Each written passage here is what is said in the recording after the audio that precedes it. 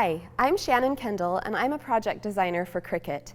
And today I'm going to share a tip with you brought to you by Scrapbook Expo, the Scrapbook Expo tip of the day.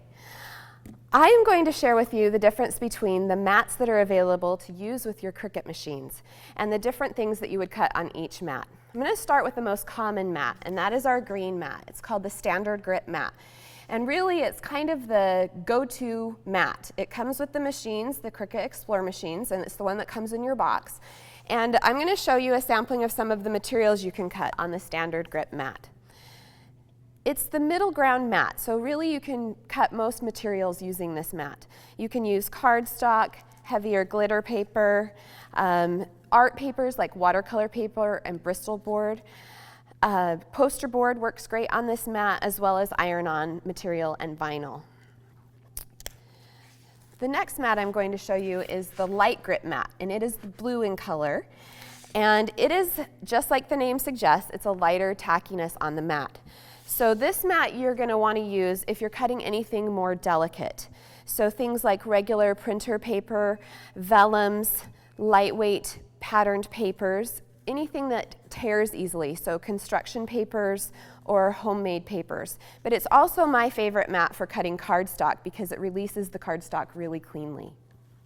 The last mat I'm going to show you is the strong grip mat, and it's purple in color, and just as the name suggests, it's a stronger grip, so it's super, super sticky.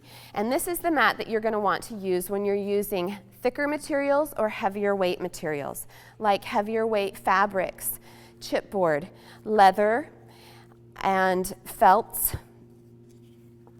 as well as cork, magnet sheet, or fun foam. The mat will hold those thicker materials really sturdily in place while the explorer is doing the cutting on those materials. A few more tips about the mat that I like to share. If you're using a material like leather that has a really fuzzy side and a smooth side, if possible, I always put my smooth side down on the mat. That way I'm preserving the tackiness of my mat, and the mat will last me longer. Another trick that I like to show regarding mats is that with the new Cricut Explore machines, the mats fit perfectly underneath the machine. So you can store your mats underneath there. I'm going to pull this one out. If you have a new mat and you're finding that your paper is really sticking to it, a tip that we suggest is to take a little bit of the tackiness off by either pressing your hands on your mat like this and get some of the oils from your skin onto it, or what I like to do is just press it against my jeans or my clothing and pick up a little bit of that lint, which will reduce the tackiness just enough that your paper will release more cleanly.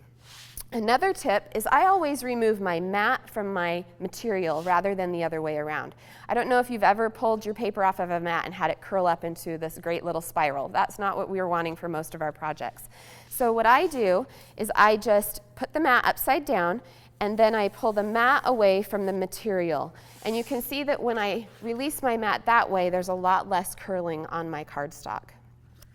Another great tip is to make sure you keep the protective covers that come with your mat, and when you're done using it, put the cover back on it and store it that way. It will prevent your mat from getting dusty and it will lengthen the life of your mat.